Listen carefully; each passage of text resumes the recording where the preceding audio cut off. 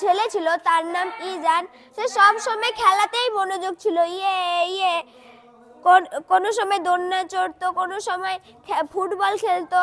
এবং সে একদিন বাড়িতে পড়তে বসলো এবং সে মনে মনে ভাবলো আমার হাতে অনেক টাইম আছে, আমি না হয় কালকে পড়বো।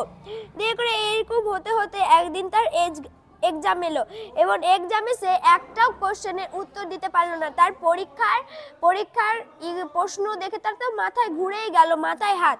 সে বাড়িতে এসে অনেক কান্নাকাটি করতে লাগলো। দিয়ে করে সে তখন তার মাস্টার তাকে বোঝালো, শোনো, যে যে সময় চলে যায় সে সময় কোনোদিন ফিরে আসে না, তাই আমাদের সময়ের গুরুত্ব দিতে হবে। তা ওসব যে চলে গেছে ওগুলো না ভেবে তুমি তোমার আবার প্রথম থেকে জীবন শুরু করো। তো তখন নিজের ভুল বুঝতে পেরে অনেক পড়াশুনো করতে লাগলো। পড়াশুনো করে আর এক্সামে সে পাস করে ভালো নাম্বার পেল। এবং সময়ের মূল্য দিতে হবে, আমাদের সময়ের মূল্য শিখতে হবে। যে সময় চলে যায় সে সময় কোনোদিন ফিরে আসে না। যে সময় আমাদের জন্য কোনোদিন দাঁড়িয়ে থাকবে না, সেখানে শুধু ঘুরতেই থাকবে। এই থেকে আমরা কি শিখলাম, যে সময়ের মূল্য দিতে শিখতে হবে।